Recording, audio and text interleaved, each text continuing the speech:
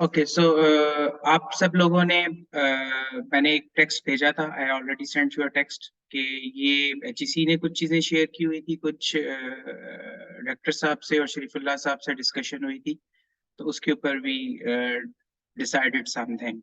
उसमें जो मेन चीज़ है, I come to the point quickly, सिर्फ वो आपको इंफॉर्मेशन डिसेमिनेट करनी थी कि वो आप लोग जो हैं अगले सेमेस्टर में जब टीचिंग कर रहे हो तो उसमें इनकॉर्पोरेट कर सकें। So the first of all thing was कि आप जो अभी करंट सेमेस्टर हमारा चल रहा है, दैट इज फॉल 23, तो इस 22, तो इसके अंदर हम कोर्सेरा की असेसमेंट ऐड नहीं कर सकते because we are at the end of the teaching. और यही शरीफुल्लाह साहब ने भी कहा, लेकिन मैं आप लोगों से उस पर कमेंट्स और सजेशंस लेना चाहता था। उसके बाद स्प्रिंग 23 जब आएगा, तो अभी क्योंकि हमें कोर्सेज का पता भी है और कुछ पार्टली असेसमेंट्स और portions of the online courses हम उसके अंदर ऐड कर सकते हैं, तो वो जो भी आप लोगों ने करनी है वो एचओडीज और इंस्ट्रक्टर्स ने मिलके उसको पहले से प्लान कर लेना है और स्टूडेंट्स को इन्फॉर्म कर देना है। बिकॉज अभी सिचुएशन ये है कि एचईसी ने मुझे क्रेडेंशियल्स नहीं दिए। अभी 3 बजे उन्होंने मुझसे प्रॉमिस किया वो मुझे क्रेडेंशियल्स देंगे और मैं वेरिफिकेशन प्रोसेस स्टार्ट कर दूंगा। जैसे ही वेरिफिकेशन हो जाएगी तो स्टूडेंट्स को इनवाइट आना शुरू हो जाएंगी। उन्होंने 1 दिन से लेके 7 दिन का लिखा हुआ है कि इस दौरान आपको इनविटेशन आ जाती है, तो वो उस इनवाइट से अपने कोर्सेरा के लिंक को ज्वाइन कर लेंगे, स्टूडेंट्स, फैकल्टी मेंबर्स, स्टाफ, और उसके बाद वो कोर्स इनरोल करना शुरू कर देंगे। यहाँ बड़ा इंपॉर्टेंट पॉइंट है, क्योंकि अगर उन्होंने कोर्स इनरोल कर लिया तो उन्हें विद इन 30 डेज या उस कोर्स की ड्यूरेशन के अंदर उसे कंप्लीट करना है। अगर हमने कोई और कोर्स उनको टीचिंग में लाना है तो हमें पहले से ही उन्हें इन्फॉर्म करना होगा कि ये वाला कोर्स जो है, इसका ये वाला पोर्शन मैं अपने फलां कोर्स की असेसमेंट में ऐड करूंगा, या आपने वहां से तैयार करना है और असेसमेंट मैं खुद करूंगा। तो इसलिए आपने पहले से स्टूडेंट्स को बता देना है ताकि वो कोर्स ही वही एनरोल करें पहली प्रेफरेंस के ऊपर, जो कि उनकी टीचिंग में ऐड भी होना है, यूज भी होता है। नंबर 1। नंबर 2 पॉइंट ये है कि वैसे स्टूडेंट्स के पास फुली ऑप्शन है कि वो जितने कोर्सेज एनरोल करना चाहें कर सकते हैं, there is no limit on that. But जब वो ज्यादा कोर्स एनरोल कर लेंगे तो फिर उन्हें पास करना उनके लिए मुश्किल हो जाएगा। तो पहली प्रेफरेंस उनकी यही होनी चाहिए कि जो टीचिंग में हम उन्हें देना चाह रहे हैं वो दें। तो ये सबसे मेन पॉइंट था जिसकी वजह से मुझे शॉर्ट नोटिस के ऊपर आप लोगों को कॉल करनी पड़ी। दूसरा जो है कि कुछ कोर्सेज, कई दफा ये भी एक ऑप्शन हो सकती है कि कोई स्टूडेंट था, उसने कोई कोर्स फेल कर दिया और कोर्सेरा में उससे मैक्सिमम अलाइंड कोई कोर्स मौजूद है, तो आप उसको ये ऑप्शन भी दे सकते हैं कि वो ये कोर्स पास कर ले और इसकी सर्टिफिकेशन दिखा के तो अपनी वो जो कोर्स फेल हुआ था उसको रिप्लेस करवा ले। लेकिन उसके लिए यही कहा गया है कि पहले उसका एक प्रायर अप्रूवल प्रोसेस होगा। आप लोग कॉम्पिटेंट अथॉरिटी, अपने एचओडी जो भी इंस्ट्रक्टर होगा वो एचओडी से होता हुआ, डीन से होता हुआ, उसको अप्रूव करवाएगा कि आया इट इज एप्लीकेबल और नॉट। वो अगर अप्रूव हो जाएगा तो then he can do that.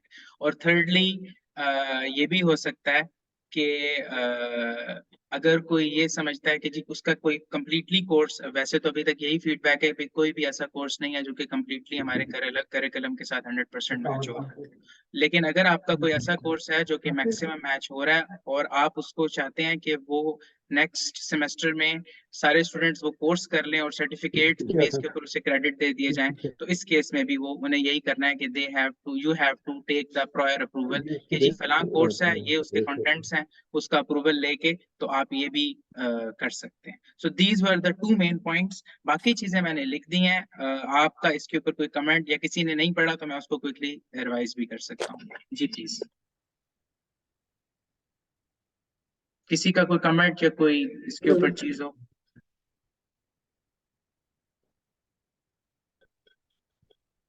Doctor साहब, एक पॉइंट है। जी सर।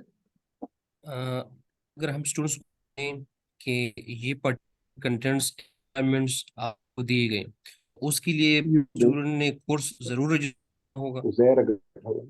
जी, अगर आपने उसको कर दिया तो फिर उसको वो कोर्स रजिस्टर करना पड़ेगा, बिकॉज अ, उससे पहले अच्छा ही अच्छा हमने अच्छा, इससे फ्री इससे लेसन दिया। कनेक्ट फिर दूसरा दूसरा पॉइंट, अगर हम्म। उसने फॉर एग्जाम्पल 5% 10% कवर करने के लिए जो उसको एज असाइनमेंट मिली है, कोर्स एरा में उसने कोर्स रजिस्टर करना है तो फिर उसने एज पर रिक्वायरमेंट उसको कंप्लीट करना होगा।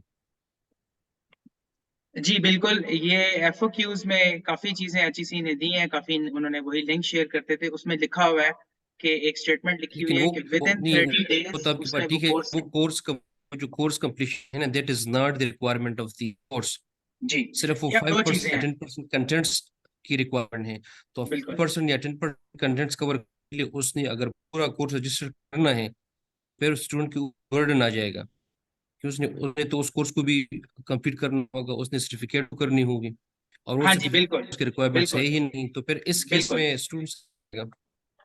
बिल्कुल, ये ऑब्लिगेशन है HEC की कि अगर कोई कोर्स एनरोल करे तो फिर उसको कम्प्लीटली उसको कंप्लीट भी करे। और ये मेरे ख्याल में अगर आप कोई एक पोर्शन ऑफ कोर्स देते हैं तो टेक्निकली वो आपके किसी ना किसी सब्जेक्ट के साथ अलाइन ही होगा। तो अगर वो स्टूडेंट वो कोर्स कंप्लीट कर लेता है तो there is no harm in it, और उसको सर्टिफिकेट भी मिल जाएगा। लेट्स से XYZ आपका कोर्स है जो कि करिकुलम में 3 क्रेडिट्स का आप पढ़ा रहे हैं, और वो उसी से रिलेटेड कोर्स भी कर लेता है, तो असल में इसकी सारी की सारी क्रक्स सर्टिफिकेशन में है। तो जब वो उसका कोर्स पास करेगा और उसको सर्टिफिकेट मिल जाएगा, तो that would be a value added चीज जो कि वो अपने प्रोफाइल पे मेंशन भी कर सकता है। हाँ, ये है कि उसका वो जो थोड़ा सा पोर्शन था उसको ये एडवांटेज है कि वो पोर्शन उसके कोर्स जो आप रेगुलर टीचिंग कर रहे हैं उसमें भी ऐड हो लेकिन डॉक्टर मतलब साहब कोर्स उसमें कोर्स जो रजिस्ट्रेशन जरूरी है। जाए। हाँ स्टूडेंट जी। ने कोर्स को हाँ, जरूर एक और रजिस्टर करना ऑप्शन होगा है, और पास करना। एक और ऑप्शन है, वो ये है जी कि अगर आप HEC की ये इसको यूज ही नहीं करते तो कोर्सेरा आपको कुछ कोर्सेज हैं जो कि फ्री हैं, वो उनकी एक्सेस देते हैं ऑडिटिंग के लिए, उसके सर्टिफिकेट कोई नहीं मिलता। या फिर 7 दिन का आपको ट्रायल मिलता है। अगर आप 7 दिन के ट्रायल में वो विदाउट ऑफ HEC उसको रजिस्टर करेगा, 7 दिन के ट्रायल में अगर आप उसको वो काम देते हैं, वो सिर्फ कोर्सेरा, आप कहीं और भी कर सकते हैं, आप edX पे कर सकते हैं, आइवर्सिटी पे कर सकते हैं, और भी बहुत सारे ऑनलाइन प्लेटफॉर्म्स हैं। तो उसमें ऑडिट का ऑप्शन होता है, उसमें आपको पैसे आप नहीं देते, तो आपको ये होता है कि आपको एक्सेस मिल जाती है। कुछ कोर्सेज की ये होती है कि आप असेसमेंट भी नहीं दे सकते, वीडियोस और लेक्चर सुन लेते हैं। उसमें आप ये कर सकते हैं कि जी फलां लेक्चर और फलां चीजें आप सुन के आ जाओ, मैं आपकी क्विज या लीड को असाइनमेंट उसके ऊपर कि दे यार ओपन के लिए मटेरियल भिजवा ठीक, दें, दूं। जी। चेक करो। Thank you. और किसी का कोई कमेंट तो नहीं है? यही जो इससे मेन कोई चीज यार थी मैंने मटेरियल आपकी वाले जो लिमिट्स में। माना है ना वो लिख के दे। जी अगर किसी की इसमें कोई सजेशन हो तो आई शुड बी जी happy, I will be very doctor happy. साहब इसमें अभी जो जायद साहब की तरफ से एक पॉइंट था उसमें अभी जो हमने फैकल्टी को भी वर्किंग रखा है और हम डिपार्टमेंट लेवल पे यही है कि मिसाल के तौर पर कोर्स फंडामेंटल कोर्स है, सर तो उस कोर्स में मैं वो सर जावा का कोई कोर्स इंटीग्रेट करना चाह रहा हूँ, लेकिन 10% कोर्स का कोर्स उसका 10% कंटेंट में वहाँ पे कवर करना चाह रहा हूँ। तो इस केस में अगर ये है कि बच्चे रजिस्टर करना है और उसने कंप्लीट करना है, तो फिर ये जो इसको प्रैक्टिकली इम्प्लीमेंट करना थोड़ा सा डिफिकल्ट हो जाएगा। उसमें अगर आप कोई इस तरह से जिस तरह कंटेंट का कह रहे हैं, तो अगर को जाए कि वो चीज़ें उसमें फिर जो फैकल्टी मेंबर है वो फिर कंटेंट फॉर इंस्टेंस उसके जो वीडियो लेक्चर्स हैं या उसके क्विज या असाइनमेंट्स हैं वो फिर अपने बच्चों डायरेक्ट कर दे, और वो होगा वही कि ऐसा नहीं करेंगे, लेकिन उसका कंटेंट ऑफलाइन मोड में जो जो इंस्ट्रक्टर है वो उसको इम्प्लीमेंट करवा रहा हूँ। हाँ बिल्कुल, यही डॉक्टर साहब ऑप्शन है, इसके अलावा और कोई ऑप्शन नहीं है। बिकॉज HEC ने क्योंकि वो कोर्सेरा को पे कर रहा है HEC, तो उनका ऑब्जेक्टिव ये है कि जी सीरियस लोग आए। पिछली दफा जो कंप्लीशन रेट था वो 60% था, जितने लोगों ने किया उसमें 60% लोगों ने कंप्लीट किया। और मूक्स की यही ड्रॉबैक है कि लोग उसको एनरोल तो कर लेते हैं फिर कंप्लीट नहीं करते। तो इसमें ये बड़ा इंपॉर्टेंट पॉइंट था जिसकी वजह से मैंने आप लोगों को कहा कि ये इन्फॉर्मेशन दे दूं कि आंखें नहीं बंद अब करके स्टूडेंट्स बहुत सारे कोर्सेज एनरोल ना करें। पहली प्रेफरेंस के ऊपर वही कोर्सेज एनरोल करें जो कि अगर डिपार्टमेंट समझता है कि उनके लिए इंपॉर्टेंट है तो उन्होंने वो एनरोल करने ही करने हैं। लेकिन ये फैक्ट है कि अगर उसने कोर्स एनरोल कर लिया तो फिर उसे वो कंप्लीट करना पड़ेगा, और वो सर्टिफिकेट के लिए कंप्लीट कर रहा होगा। उसका 5% या 10% जो आप अपनी असेसमेंट और टीचिंग दोनों ऐड करते हैं, या सिर्फ टीचिंग उधर से उठाते हैं असेसमेंट खुद करते हैं, दोनों केसेस के अंदर आपको ये इंश्योर करना पड़ेगा कि वो आप वो पोर्शन तो ले लेंगे, लेकिन स्टूडेंट के ऊपर अपने ऊपर जिम्मेदारी है कि वो अपना कोर्स कंप्लीट करे। ये वैसे स्टूडेंट के ऊपर से एक टर्म्स एंड कंडीशन दिए गए हैं, ये मैंने नीचे लिखा भी था आप लोगों को जो टेक्स्ट भेजा है, कि जब आप सबमिट करने लगते हैं ना एप्लीकेशन, तो वो आपसे कहता है कि ये आप एग्री करते हैं तो फिर आगे जाएं, प्रोसीड करें। तो उसमें टर्म्स एंड कंडीशंस में ये लिखा हुआ है कि मैं इंटेग्रिटी का ख्याल रखूंगा और जो भी कोर्स होगा वो कंप्लीट करूंगा। तो अभी डॉक्टर साहब जो इम्प्लीमेंट है उसमें अब ये इंस्ट्रक्शन जो है ये स्टूडेंट्स को बता दीजिए, उनसे हम डेटा के बाद वी एज डिपार्टमेंट डिसाइड करें कि मतलब एक खास जो सेक्शन है उसने ये कोर्स रजिस्टर करने हैं।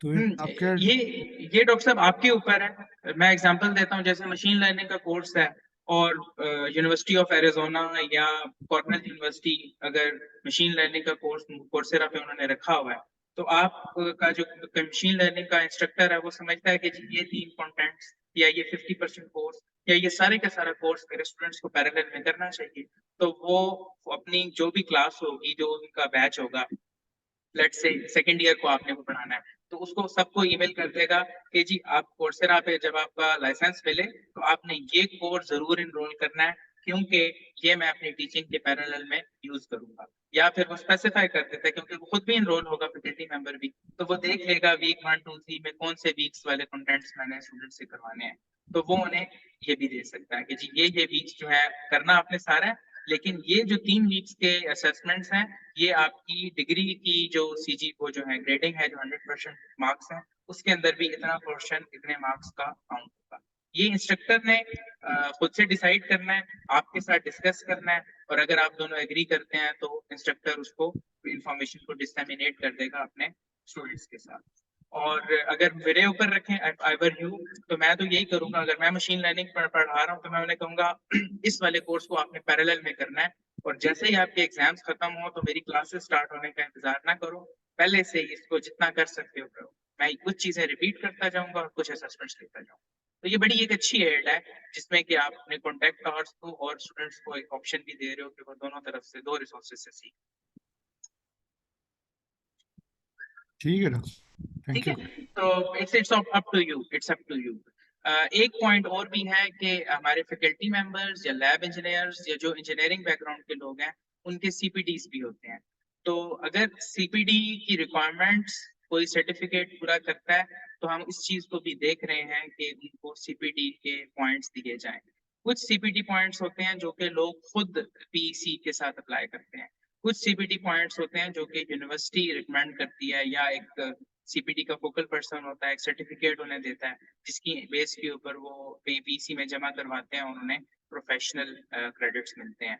अभी पीसी की मैं चीजें देखनी बाकी हैं, लेकिन ये एक एडिशनल पॉइंट है जो कि अभी थोड़ा ग्रे एरिया है, बट ये उनके लिए है जो कि लैब इंजीनियर्स हैं या हमारी टीचिंग फैकल्टी है इंजीनियरिंग बैकग्राउंड वाले, उनके सीपीडी पॉइंट्स भी। तो these were the all points. और आपका कोई इसमें और आखिरी पॉइंट हो, otherwise we will finish the meeting. Important point यही था कि आप अभी से स्टूडेंट्स के साथ इंफॉर्मेशन शेयर करते हैं कोर्सेज की जो आप उन्हें पढ़ाना चाह रहे हैं कोर्सेरा के साथ अलाइन करके, ताकि वो ये ना हो कि बहुत सारे कोर्स रजिस्टर कर दें, एनरोल कर दें और बाद में फिर वो कह रहे होंगे ये कैसे करूंगा, तो मैं तो पहले ही कर चुका हूँ। तो that was the right time. Okay, so thank you, Dr. Zafar, Dr. Zafar साहब। बाकी किसी और का, नुमान साहब तो चले गए, किसी और का कोई पॉइंट तो नहीं है? शॉर्ट थैंक सी यू रखें डॉक्टर ताकि साहब, अगर थैंक यू। कोई सुने भी तो उसको जल्दी से पता चल जाए कि what was discussed. Thank you doctor साहब, थैंक यू। Okay जी, thank you very much for your time. Allah Hafiz.